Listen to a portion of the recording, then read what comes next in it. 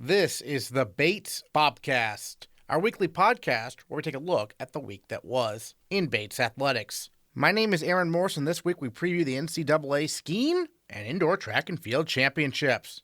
Plus, the lacrosse teams both defeated Middlebury and as a result entered the national rankings. All that and more coming up on the Bates Bobcast.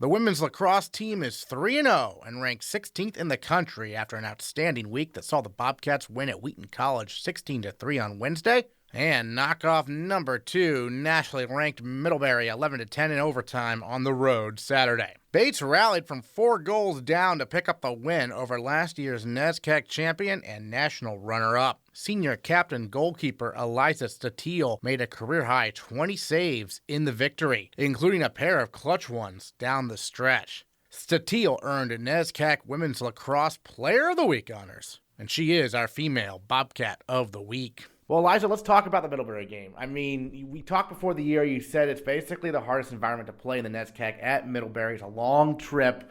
What was the difference this year for the team? I mean, the team you all were down late, but were able to rally and get the victory. What was it like to see that progress from your view in goal? So we really started to believe this year. I think that's something we've been trying to reinforce. One of the mottos that our assistant coaches says to us is act as if we're going to play in May and that we are going to and that we're going to be champions this year. And that's been something that we've really focused on. So stepping onto the field, we are like, we're going to play our game. It's really challenging to play against Middlebury at home on their AstroTurf when it's cold and they have all their fans there. But we just played our game, and we're really fortunate that we had 2 games before that to work out a couple of things, and we played really well, so I'm so excited. So the surface, is it significantly different than the other venues? It is. It's their AstroTurf is much bouncier. The ball moves really quick, so it's really fast-paced, which can be challenging. All right, so you had career-high 20 saves. What was working so well for you? How you were obviously seeing the ball really well? Definitely. I think I'm really fortunate to have a great group of defenders in front of me. They forced some shots that were challenging for attackers, and then most of them I don't even remember. I just tried to find the ball and saw it and played just naturally. And then late in the game, when y'all are down 3 goals with a little over 2 minutes left, what's going through your mind at that point? I think I just said that we have to win. And one of our attackers, when we came off, Katie Aller, was like, we are winning this game. And when you have that in the back of your head, you're not going to let anything in the goal. So, what was your view of Summer Dias' game winner? I didn't even see it, to be honest. I couldn't really watch. And then all of a sudden she shot, and everyone piled on top of her. And it just was really incredible. What was it like right after the game, talking with the coach and maybe obviously your friends and family who I'm sure and alums who I'm sure were in attendance and whatnot? It was incredible, the amount of texts that came in and all the hugs after the game, and it didn't really hit me till we were on the bus headed back, and I was like, holy cow, we just beat Middlebury. Because they were national runner-ups last year. I mean, this and the NCAA has a bunch of teams I know ranked in the top 15, 20 in the country. Did it help that you had 2 games under your belt, you thought maybe? It definitely helped. We we're playing a new defense this year, which we really adjusted to, and I've loved playing. And we worked out some of the kinks that I think some other teams haven't been able to. It's a real advantage that we go to New Jersey. We went to New Jersey this year, and that we played some games and really got to mesh together, and we have some new players that are contributing a lot, so that's been really helpful. Was the game tying goal almost more exciting than the game winner because it came with 10 seconds left? That was crazy. Avery had no angle, comes in with the lefty shot. It shouldn't have gone in. I don't know how she worked her magic and made it happen, but that was crazy. So 20 seconds left, and she made it happen. I know you said you don't remember most of your saves, but the 2 late have to stand out a little bit, right? I remember the 2 low saves at the end, and then there was a crazy rebound that kept going out, so there were two saves within probably 10 seconds, and I was like, oh my God, please scoop it up, get it back into the crease. What did Coach Allen say after the game to everyone? He was just so proud of us. It was an incredible feeling, and he also said that this is just the beginning, and we can play so much better, and he's really optimistic going into the future, but we need to work, and the next game is the most important game. When you were a first year, you weren't the starter of that season, but the team made the NCAA tournament. It was obviously a great season. I mean, it's early in this year, but how does this team maybe compare to that one? Yeah, there's a different feeling this year. We talk about a vibe and a feeling that we have in the locker room, and that's been with us throughout the fall and the winter. And it's very similar to the one that we had my freshman year, when we went to NCAAs and we got a bid and we ended up playing at home for an NCAA. So I'm really optimistic that we can go and play to some extent like that. Do you feel a significant change in your game at all this year as a senior, your final season in terms of, what skills you've been working on, your mentality and whatnot? I think one thing as a goalie is you can't play afraid.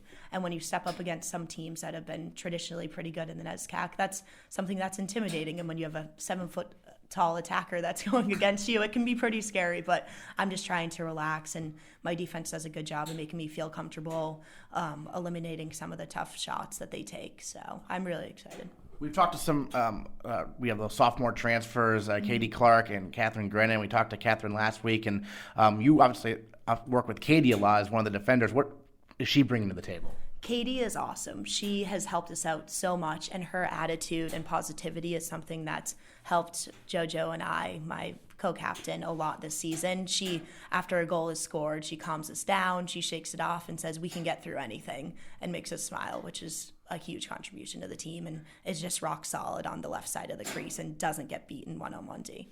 So up next for the women's lacrosse team, you got a non-conference game Sunday. You're finally home though, right? That must be nice. We're finally home. Yeah. I'm so excited. We have a doubleheader, so we're on the road, and then we come back and play against Plymouth State, which should be a really competitive game. After playing Wesley, and hopefully have some great energy going. They've been traditionally doing really well in the NESCAC, so I'm excited. And in terms of the Wesleyan game, another road NESCAC game, what do you know about the Cardinals? So we played them 2 years ago, and we went into overtime with them. And that was a really competitive game when we were at Wesleyan. They did really well last year in NESCACs and NCAAs, so we have to come out strong. We have to fix some of the things and mistakes that we had against Middlebury, but I think we can definitely do that. And if we come out and compete and have this momentum that we've kept with us, I'm really excited. And then just big picture, win over a team like Middlebury, that's not even something the NCAA tournament team did, right? So how important is this, do you think, for the program? This is huge. This proves that Bates women's lacrosse can compete and can be one of the top teams in NESCAC, which we've always believed, but we haven't been able to completely prove to everyone else around us. And now there's been a huge following and a group of support from our alumni and families, which has been really cool. All right, Eliza Statile, our female Bobcat of the Week and the NESCAC Women's Lacrosse Player of the Week. Thanks so much. Thank you. The men's lacrosse team is ranked 20th in the country after a week that saw the Bobcats win a 10-9 overtime thriller at Babson on Wednesday and follow that up with a 17-10 victory over Middlebury Sunday at Garcelon Field. Juniors Brendan Mullally and Otis Klingbeil combined for 11 goals in the victory. After the game, we caught up with Bates head coach Peter Lasagna. Well, Coach, the last few times you played Middlebury, it's been a one-goal game, basically. Didn't really go to And we haven't won. This time, though, you did win, and by 7 goals. What was the big difference this afternoon compared to maybe previous times? I thought Eli Cooper and the wing guys, but Eli won a lot of those himself. I thought he was the difference in the game for us. He just kept getting us possessions. And when you make it, take it with our offense, we have a chance to outscore you. I also thought the defense really, really shut down Middlebury's after the first quarter. I was going to say, Eli, he's been doing face-off for you for a few years now. It's been sort of, I guess, kind of up and down. This was one of his best games yet? Yeah, I think so. I think he's continuing to get better. He's worked really hard at it. The other guys that have been here before him, Sam Francis, helped make him better. And this young man, Macnick, who is really, really, really good, is from Glastonbury like Eli is. Oh. So they've literally been going against each other their whole lives. So Eli's just been setting them up for a couple of years. Nice. And then Brendan Mullally, monster game. How many did he have?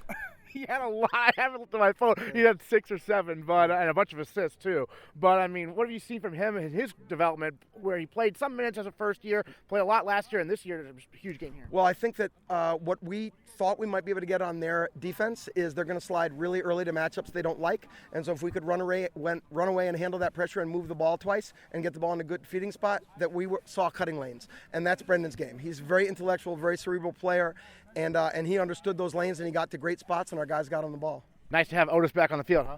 It really is. It's just so great to have Otis back. And, he just brings us a lot. He's a threat. He stretches the defense a little bit, and he just does a little bit of everything. Got to ask you about your strategy. You played Mitchell Drake first half, Rob Strain second half. You've done that, I believe, each game so far. What's behind that? Yeah, we just we felt like the whole preseason since we started, they were both playing at really high levels. So rather than choose one, we have two. They have slightly different styles. Their strengths and weaknesses actually complement each other nicely. So why not give them both an opportunity to play? And they both helped us win today. Anyone else stand out in this game that we haven't talked about?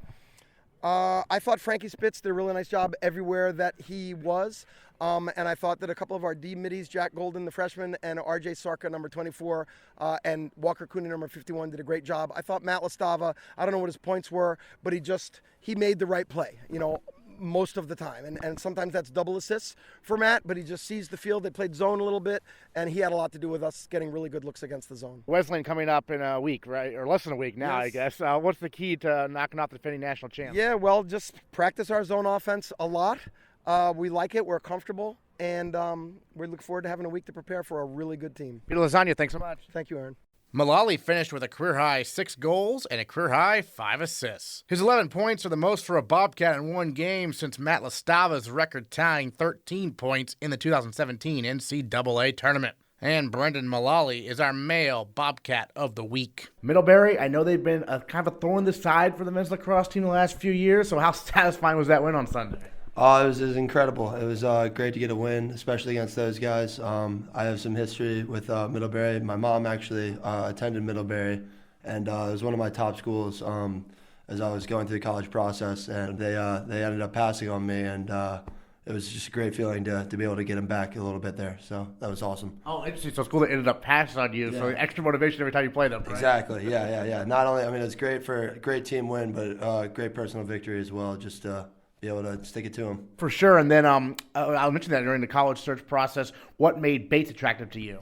Well, I really just like Coach Lasagna, first and foremost. I came in here in the summer. I did a visit. I really enjoyed the campus. I enjoyed just the close-knit community. And Coach Lasagna just really did a great job of just laying out exactly what Bates and just the lacrosse program at Bates is all about. And he really made it seem like it was a close-knit community. It was similar to my high school experience, just very small team, small community, and just made me just feel comfortable with being here in Lewiston, Maine. So awesome. For sure. Okay, so your first year on campus, the team makes a run at the NCAA quarterfinals, goes undefeated during the regular season. How crazy was that for you to step on campus and have that happen? Oh, it was pretty awesome. And that's it's just a credit to the senior class that year. Like they were obviously an incredible both.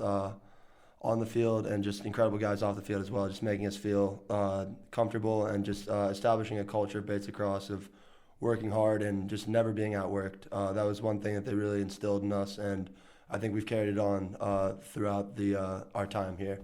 What particularly was opening up for you on Sunday? Because it's career high in goals, career high in assists as well.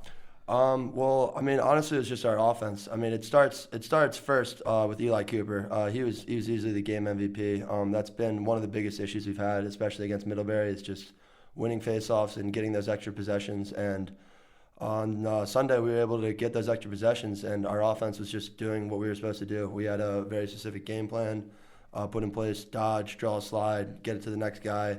Either dodge or look at the crease. It was really fun playing. That's pretty much the biggest difference. Is we had a lot of fun, and we were just doing what we were supposed to do, and got everyone involved, and it was just an amazing game overall. I've noticed you like to do some behind the back moves. Tell us about how those developed. Yeah, I had a nickname in high school. My coaches called me Mr. Conventional because I'd always find the most conventional way to put the ball in the net. Obviously, they called me that sarcastically. But no, it just kind of stemmed from when I was in high school. Like basically, my coaches told me when you're on the crease, like keep the stick in your right hand. Like you have no for me especially, my left hand isn't as developed as I might like it to be. I'm still working on that, but especially just on the crease, there's sometimes where you just gotta put the ball in, and it's not always going to be the best angle or the most easy way to get it in, but sometimes the behind-the-back shots are the way to go, although Coach Lasagna would definitely like me to take maybe a few less of those. So. Well, speaking of that, last year we never really got to talk to you about it, but obviously top play on SportsCenter in that Keene State game, behind-the-back pass for the behind-the-back goal. You had the behind-the-back goal part of that. You guys planned that in advance, or that just kind of it happened? No, we've actually, me and Matt have done that a few times in practice, and it just kind of ended up working out. He threw the pass to me, and I was already planning on shooting it behind the back before he threw it, but he threw it to me. I was like, all right, well, if this goes, this will be cool.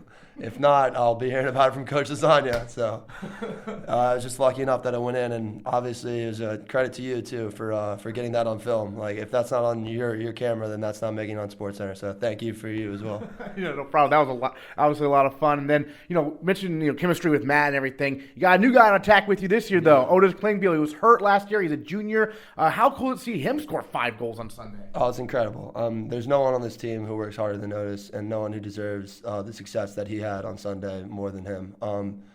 It was a brutal injury in the fall, and it prevented him obviously from the entire season last year. He was playing his freshman year, and I mean, we all knew he was this good. We all knew that he was capable of putting up these numbers day in and day out, and it's just really exciting that he got a chance to go out there and prove it and do it. And it's all the more exciting for him just to see all that hard work and all that rehab pay off and make him have such a great day. You got a big week of practice coming up because you got the defending national champs coming to town on Saturday, Wesleyan. These games have been really close, too, over the years, right? Oh, yeah, no. I mean, Wesleyan is definitely, I'd say, our biggest recent rival. And, I mean, we've obviously had some recent history with them in the past 2 seasons, and we'd definitely like to come in and give them a little bit of a scare at least. Well, what's the key to attacking their defense? Well, they play a strong zone. They're a huge zone team. I think just the same thing that we did against Middlebury, just getting the ball inside. I think that's going to be a huge key for us. If we can get the ball inside and get them to really worry about us inside, I think that'll open up our outside shooters like Matt Kelleher, Curtis Napton, Otis. Obviously, those guys can sling the ball from outside. So I think if we can just run our offense, try and get some inside looks early, I think it'll open everything up against them. Growing up, when did you start playing lacrosse? I started playing when I was about 5 years old. Yeah, it's definitely a lot earlier than most people, but that's just a credit to where I grew up and where I'm from. Lacrosse is a very big deal, and I started playing it. It was either t-ball or fiddlestick lacrosse, and my parents, neither of them played lacrosse, so they said, hey, let's give it a try, and it ended up working out. You ever play any other sports, or was that your sport? I did play other sports. I played soccer, I wrestled, and I also swam for a while. What made lacrosse kind of your favorite going forward? I mean, it's definitely had a lot to do with the culture of where I grew up. Lacrosse is huge. A lot of guys from both my high school and neighboring high schools all played Division I, and it's similar to like football in Texas sort of environment where we'd be at a Friday game and there'd be 2,000 to 3,000 people for just like your average run-of-the-mill high school game. So definitely made just the whole atmosphere. I really enjoyed that aspect of it. And it's just a fun game. It's a fun game to play. It's a fun game to watch. And I really just enjoy every time I'm out there, whether it's practice, just hitting the wall. It's something I really enjoy doing. And are you from Baltimore proper or kind of in the area? No, I'm from Baltimore. It's Baltimore on my address. Okay, yeah. Nice. And so obviously lacrosse, as you mentioned, huge there. So this season for you, what have you been working on in terms of, taking your game to the next level? Because you got to play a lot more last year than you did the previous season, and now you're taking on, it seems like an even bigger role. Yeah, I mean, the things I've been working on are just the things I've been working on since freshman year. I've been trying to work a lot more on just getting more involved with the dodging game. I've been playing a lot of off-ball. That's been traditionally where I have been in my lacrosse career, but just playing more attack and just developing that chemistry with Maddie and just playing those two-man games, those are starting to open some things up, and just working more on that and being more of a threat to dodge and score and maybe pass a little bit more than just being an off-ball cutter and just bothering guys on the crease. Excellent. So, any other thoughts on this Sunday win over Middlebury? I mean, nothing much. And then it was a great team win overall. I mean, the defense played out of their minds. They got some stops. They won us some possessions that we might have not deserved. And like I said, Eli Cooper as well, and Chris Costello on the wing too. He's traditionally normally one of those face-off guys, but Coach Lasagna made the very savvy move of putting him out on the wing, and it really paid off. I mean, those extra possessions are huge, and when we can score goals and get the ball right back, like it's very demoralizing for the other team. And so I just want to emphasize that it was a fantastic team win, and it was just a lot of fun to be there. And I was lucky enough to be the beneficiary of some great play.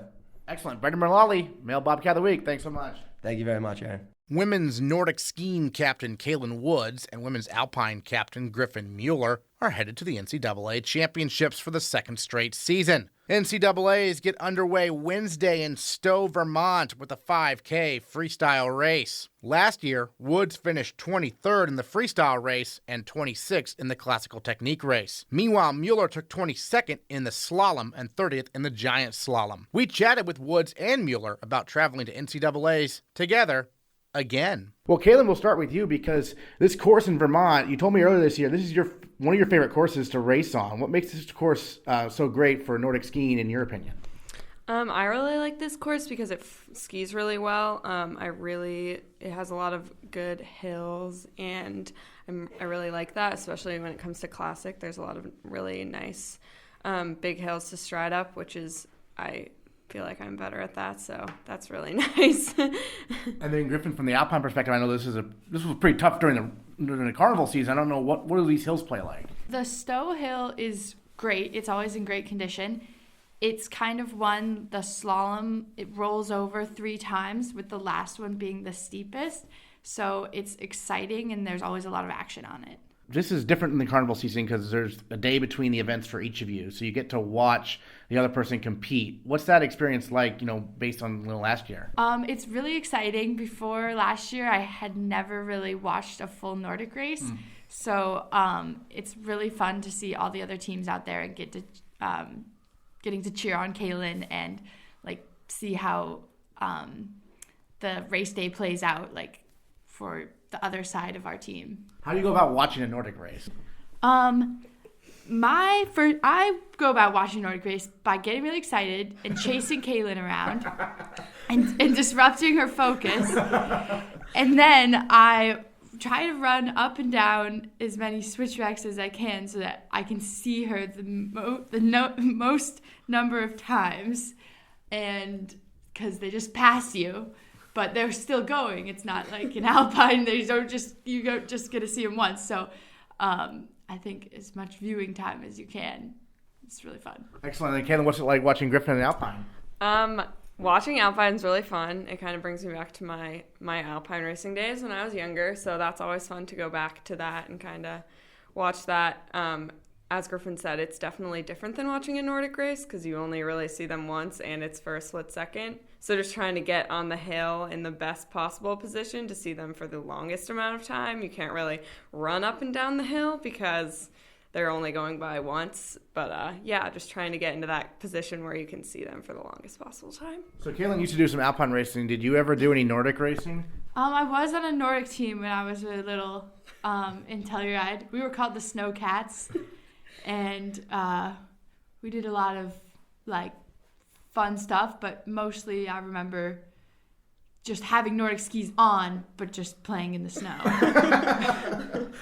Gotcha. Now back to the kind of the race course and everything. Last year it was out in Colorado. What lessons did you take away from that experience competing at nationals for the first time last year? You're going to take into this year, you think?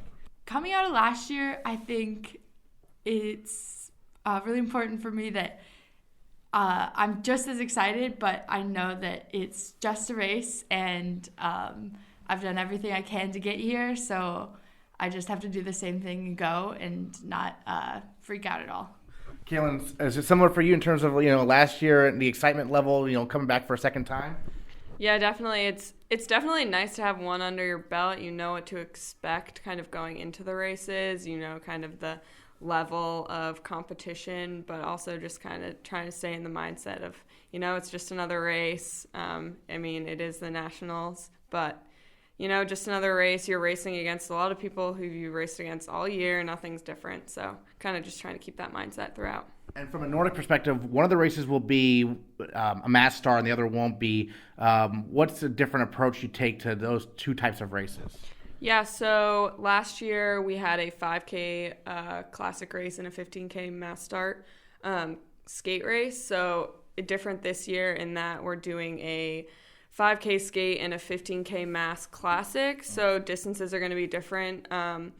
It's nice to kind of do mass starts throughout the season, especially having done a mass start this season at Traps is really beneficial. Because it has a tricky kind of start. You kind of go down and you bang a like 180 left-hander, so it's nice to have that, but you kind of just have to relax, and this way you start a mass start is all based on points and seeding, and so during the regular season, I was kind of up towards the front. It'll be different now that we're on nationals because there's a whole new way of kind of starting everyone, so just kind of be relax and just get through that little point, and then just kind of like pick people off as you go. Excellent. Griffin, do you enjoy having the day between the events, or is it just like you want to get them over with as quickly as possible? Yeah, I really enjoy it. We actually, the days off, we get to watch our Nordies, and we have like scheduled training. So like the East region, as a region, will go up on the race hill and get a lot of time to train on the hill. So that's really fun because not only is it prep for the race, but that's really good training at a really high environment, so that you kind of get a feel for what it's going to be like on race day, and that I'm most comfortable like on my skis. So when I'm sitting around, that's when I get overly excited or nervous. But when I'm on my skis, everything's good. We won't get into the details of the convoluted nature of the selection process, but I understand you weren't quite sure after the Bates Carnival if you were going to make it until your coach, Michaela Holland, told you were, right? Yeah, I thought that I knew I was close. I thought I was on the bubble. I thought I had to perform a little better at the Bates Carnival. And my teammates who saw me after first run got that impression from my face, but it was all good. What I had done earlier in the season had set me up well. Yeah, what was the sense of relief like when Michaela told you you were fine? I was really excited, and I guess it was just reassuring to know that I didn't need to come into that day with a lot of pressure on myself. Kaelyn, I mean, you probably knew you were pretty safe coming into the Bates Carnival. What were your thoughts going through the last event there? Yeah, I mean, I was kind of at the beginning of the season riding the bubble a little bit like Griffin, which means I just was like lower in the point standings. But after the UVM Carnival and then following that Middlebury, just kind to try and improve my points and also just kind of stay where I was. Points are really confusing, but just trying to stay in terms of results, staying in front of the people who are behind me because that offsets points. But going into Bates Carnival, I wanted to have a really solid skate race because I knew I could improve my points in that. So just trying to go out, kind of get those points, and then also obviously perform in the Classic, but just kind of know in the Classic race that I had those points. So just trying to be able to relax, which was the second day, which was really nice. So I just kind of like relax, have fun, but also just try and get the result. And then Griffin, we had Hannah West on the show a few weeks ago and talked about how like she's done really well in the GS and trying to improve her slalom. It's sort of the opposite for you, right? You qualified because of your slalom performances. What makes the races different? What makes the GS, at least maybe for you personally, a little bit more challenging? The different events are, I would say my preference towards them is based off a long history of getting more slalom turns in than I did GS, and really having an affinity for a short radius turn. I think different people like find their strengths and their weaknesses within. For me, GS is hard. There's more room in between the gates for me to think about what's going on and what I'm doing, and that typically screws me up. The best I'm going to do is a course where there's no time to think, and it's all muscle memory from the work I've been putting in, like in the preseason and early into the winter. Excellent. Then, thoughts on a second trip and you two going. I know you're good friends going together again. It's really exciting. I remember, I guess last weekend at Bates Carnival, I kind of already knew that Griff had kind of gotten in there, but she didn't really know that yet. Everyone knew except her. Right? Yeah, which is fine. Yeah. But it was fun to kind of watch that all unfold and watch her kind of, be surprised, but also kind of just have that reassurance that, she put in the work to get there. And I'm really excited to go back for a second year with her. Excellent. Same thing for you. Any other thoughts on, returning with the same team, basically?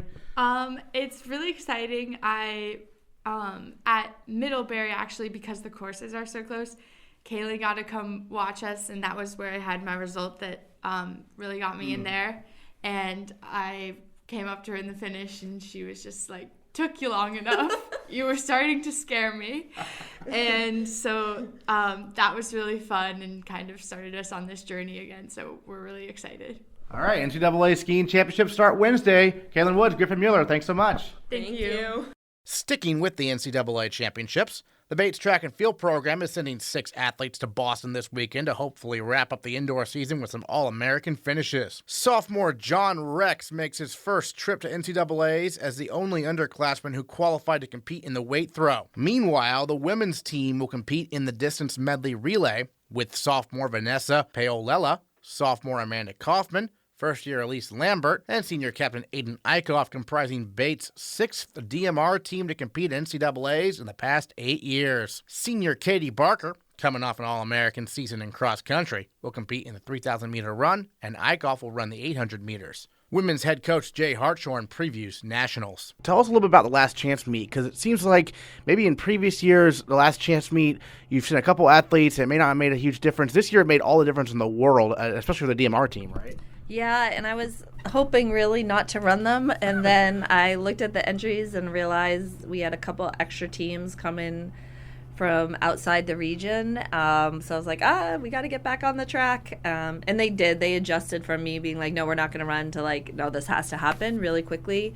And so that's how we made it in the meet. And they're excited to be there. And I think the really good thing was for some of them, it was just a little more experience, because that race at the Last Chance meet was like a national level race, and there was 14 teams on the track, so it was crowded and messy, and so a little bit of a preview of what it will be like this weekend. And tell us about the team members comprising the DMR. So as of like 3 years ago, the NCAA kind of changed how they did relays. Before, the people that qualified, that was your relay. You got one alternate, and then anybody who was like already in the meet for something else.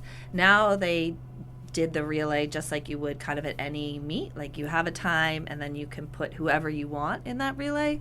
So we sort of had a plan of how we were going to give people like the best opportunities, see where they stood. We had a lot of people that could have been on this relay, which is like a really good problem to have.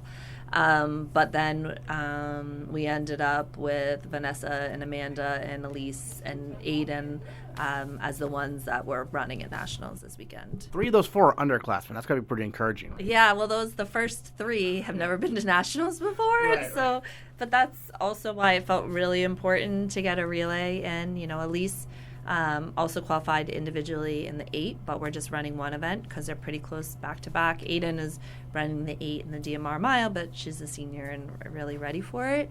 But it's really fun to like have that experience with 3 people who have never been to Nationals that Katie and Aiden obviously have been, and this is Katie's first track national, so that's fun.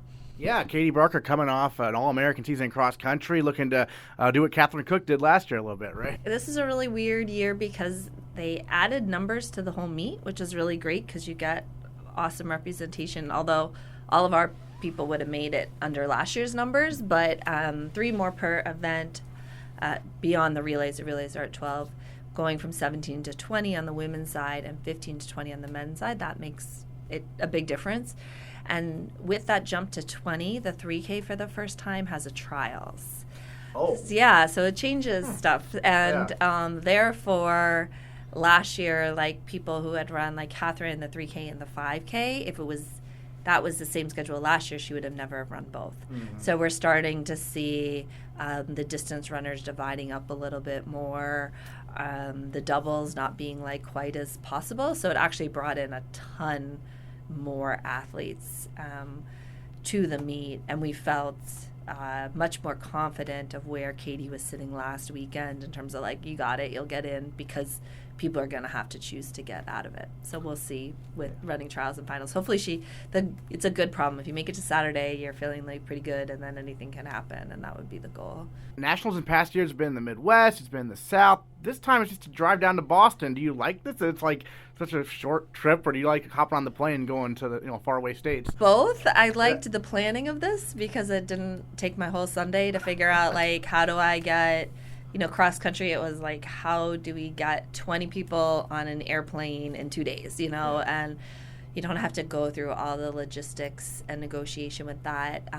The tricky thing is it's not a super easy place to get to in Boston. So we actually just did Airbnb and like men and women, we're all going to stay together in like one big apartment, and we'll, hopefully play some Uno and see if we like each other at the end. But it'll be a good drive that we can, like, if Katie runs at noon or around there on Friday, we can all just, like, go get her ready, watch her, and then be able to come back really easily and chill. So logistically, it's different being, like, in a big city. But I think in terms of most years we have to also rebook flights because of snow and all that kind of stuff. So not having to deal with that is pretty awesome. And the Reggie Lewis Center is a bank track, and that's a little different. We've just sort of started dabbling in Division III with having nationals on a bank track. So this will be our, I think, third time that we're on a bank track. At first, it was sort of like a little bit of pushback from people who didn't get on bank tracks. Like, well, we never run on bank tracks, so that's like not fair. But it's not. You run a couple laps and you go, oh, this is weird, but like I like it weird, not like it's bad weird. So now to be in a venue that like seats, I don't know, maybe 5,000 people or something is just a lot better. What they don't have, which some other places have, is they don't really have a great like warm-up track situation. I think they run professional meets there, and they're like, if the pros can figure it out, you can figure it out, I think is their like stock answer. But sometimes you're at these indoor facilities that they might have a brand new indoor facility on campus, but they have an old indoor facility, and so your warm-up sometimes is a little bit better in that kind of place. Team scoring at nationals is so interesting to me because I remember one year, I think it might have been last year, 2 years ago, a school won a national title with like one person getting all their points. Like things can really, the scoring is kind of interesting, isn't it? Yeah, well, we only score through 8. Yeah. So if you get 20 points, which is we either got 20 or 21 last year, you're kind of, you're like in business. Yeah. Because so if you have one kid, like a thrower that wins both, you're like, wow, like you might come in 8th. We've been in that situation before, for sure. But last year there was a sophomore actually from UMass Boston who is the host, who basically won nationals by herself. She did have some teammates that pulled through and scored more points, but they didn't even need those points. Right. They just needed her points. And she actually went to a Division I school this year. Okay. So that it did make sense. It's exciting. She's like doing really well there. So it's cool to be like, oh, she ran Division III. What's happening now? It's a little more wide open at the top than this year, I guess. Yeah, I think this is a year that I haven't been following it like too much, but when you look at all the rankings come in, it's going to come down to like, oh, that maybe that kid on that really good team that had that like surprising performance and just put them over the edge. But I don't think you're going to see any teams score like a ton of points. So I think it's going to be really, really tight. A number of years ago, there was a team that scored like 100 points at nationals. That's like a dual meet score. You're like, how did that even happen? Right. Now we're going to be like back down to earth, sort of in the 30s, and people sort of scraping it together on volume of kids being there. You mentioned the 5 women who are there. Of course, the men's team did get John Rex in there for the weight throw. That's got to be nice to see, more representation for Bates there on the men's side as well. Yeah, it's always more fun to have men and women. I don't know if he'll feel the same way of being like, I'm just surrounded by women the whole time, but they'll make it work. But it is better to have both teams represented, and that's kind of like what we're used to, and I think a goal for both of us for like both programs to be there and experience it. And as a sophomore, this will be like great experience for him. It's a really upperclassman heavy event. It's also probably the most competitive year ever in the men's weight throw. And like Coach Fresh had told me that, and then I looked through it and I was like, wow, I cannot believe how far these throws are. And like Johnny's throw, we're like, that's a great throw, you know, and to be at the end of that order is pretty crazy.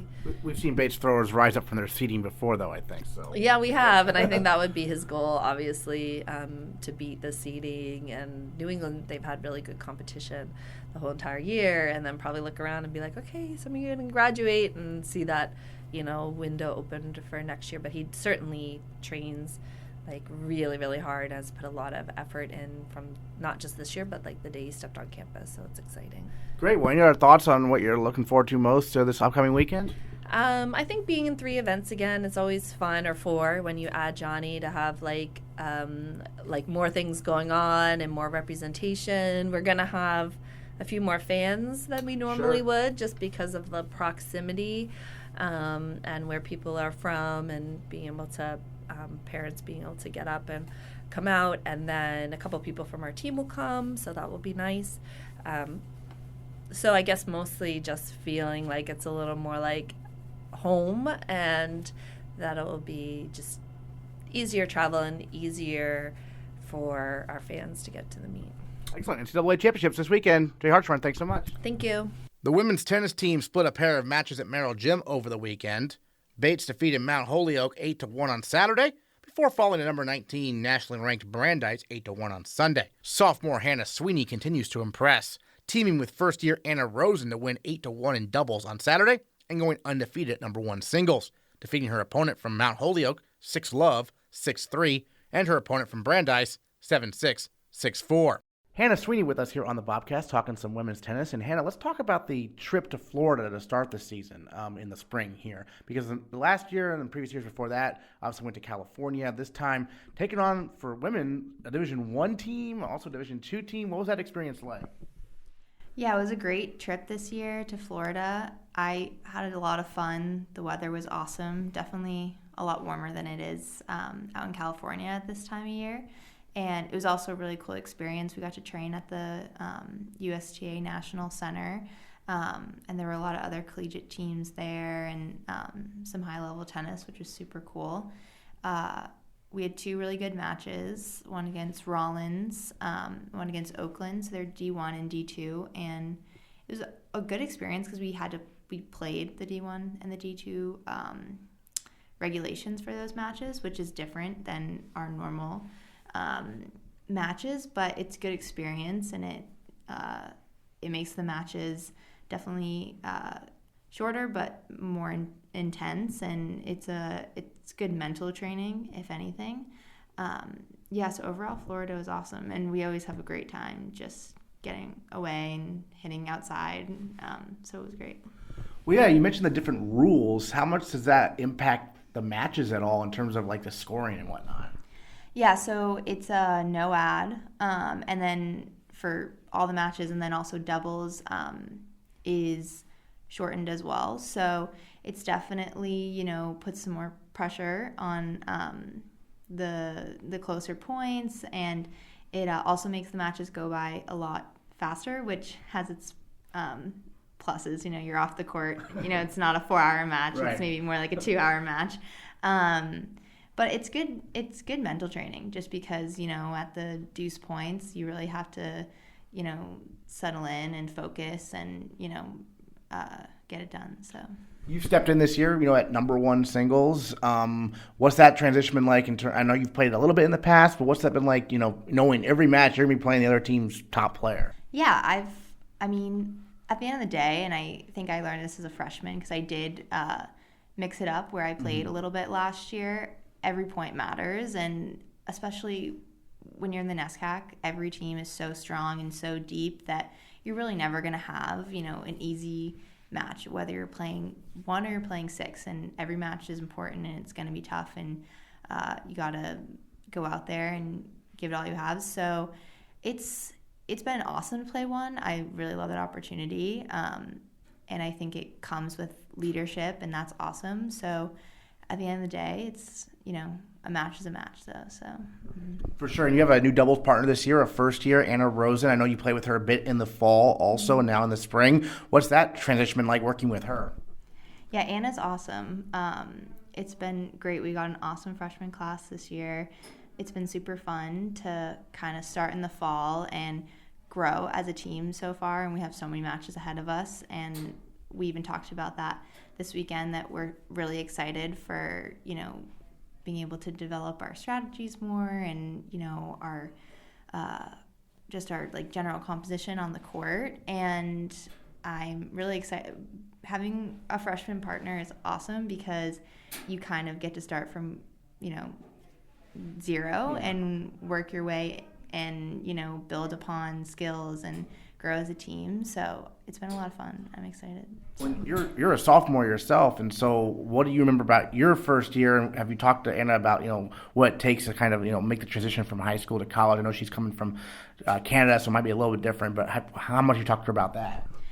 Yeah, we've talked about it a lot, and I've definitely tried as a sophomore. You're still an underclassman, but I think sophomores and freshmen on a team have a really, special dynamic where you can kind of show them what you learned your freshman year and kind of take what the upperclassmen taught you in previous years and try to bestow it upon them. And I had a sophomore doubles partner for the whole season last year, and she was awesome to me and really gave me a lot of confidence and really helped me grow as a teammate and a tennis player as well. So I'm trying to, do the same and kind of just take what the upperclassmen have showed me in the past and do the same. Excellent. Well, this past weekend, obviously, some home matches, indoor at Merrill, obviously not outdoor. Yeah. Going from outdoor to start the season in Florida, now back to indoor. How does that change things, if at all? Yeah, I mean, it was nice to be in Florida for the time being. Like I said, that's the center that we played at was beautiful, state of the art.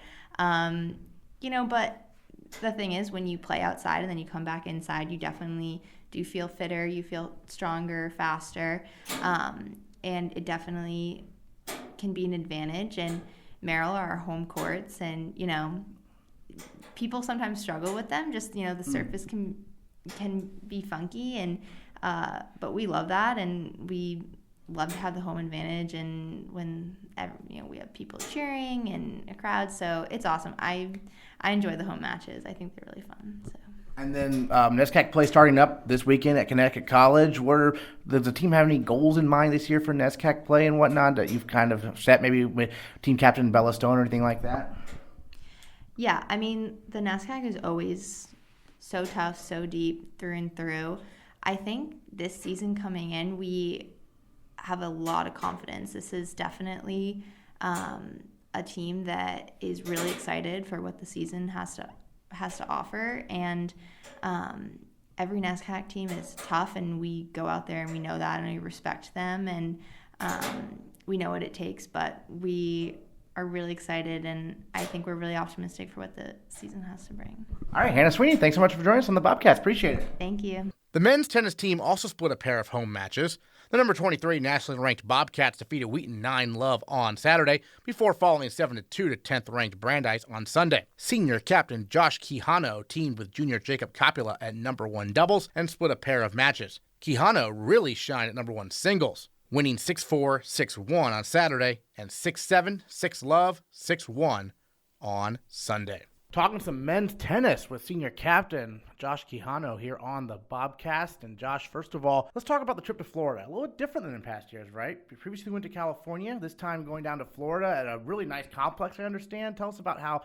that trip playing against Division II schools have helped you prepare for the meat of the season coming up. Yeah, so it was a lot different this year because we usually go down to California, but that flight is like 6 to 8 hours. Just doing that in itself is like a day trip. But when we got down to Florida, the weather was great. So the biggest difference, I think, and that actually helped us a lot, was practice.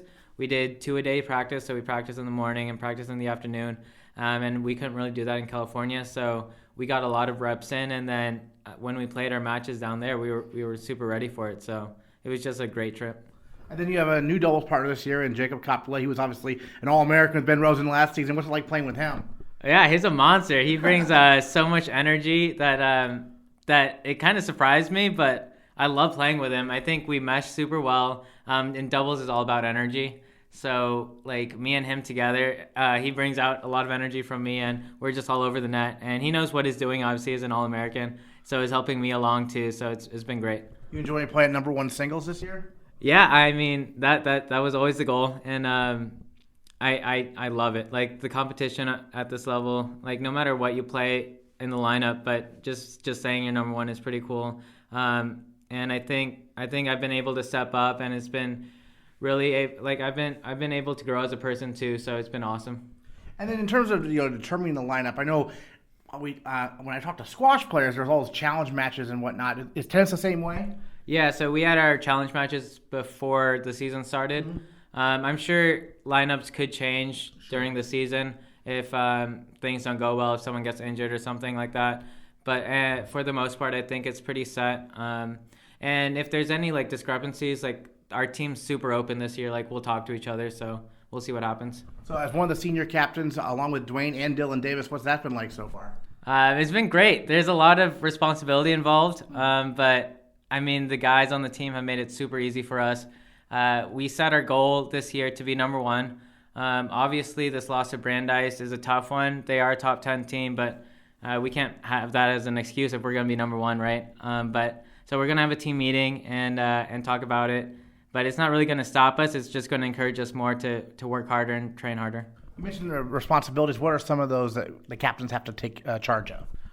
So the main thing is just practices, like being focused in practice. What's our goal in practice? Sometimes, even in my case, I kind of lose track of what's going on. So as captains, Dwayne and Dylan are there to also help out, and then we just get the team going on the same path, and then so that's what we do.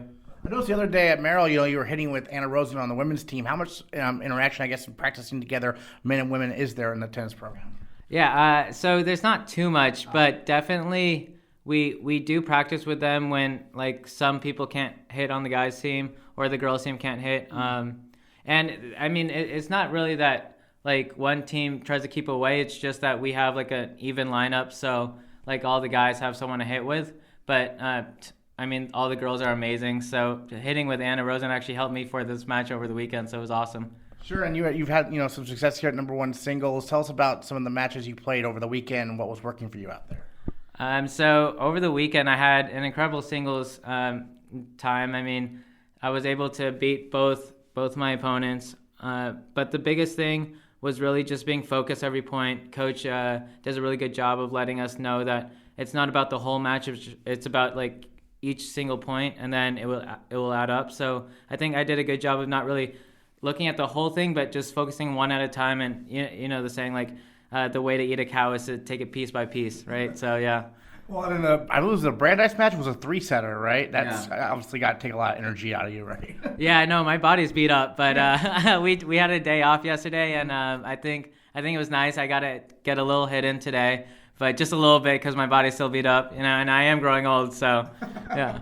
And then, moving forward in the NESCAC play, obviously, you're a senior now. What have you learned over the years about the quality of that NESCAC competition? Because, up and down, anyone can be anybody, it seems like. Oh, yeah, totally. I mean, the NESCAC in tennis, at least, is the hardest league there is in D3.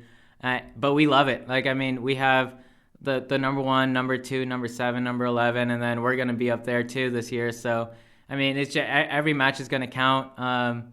And that's what's going to make our team to the next level is playing these matches. So, excellent. Josh Quijano, thanks so much for joining us on the Bobcast. Appreciate it. Thank you. Junior Lutza Polgar, senior captain Vicky Arjun, junior Graham Bunnell, and sophomore Omar Artea competed at College Squash Association Individual Nationals over the weekend. Polgar had another solid run, advancing to the Holleran West semifinals.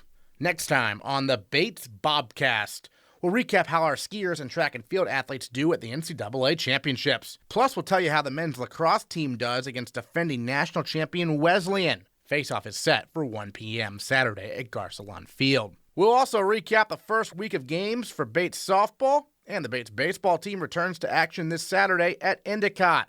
All that and more next time on the Bates Bobcast.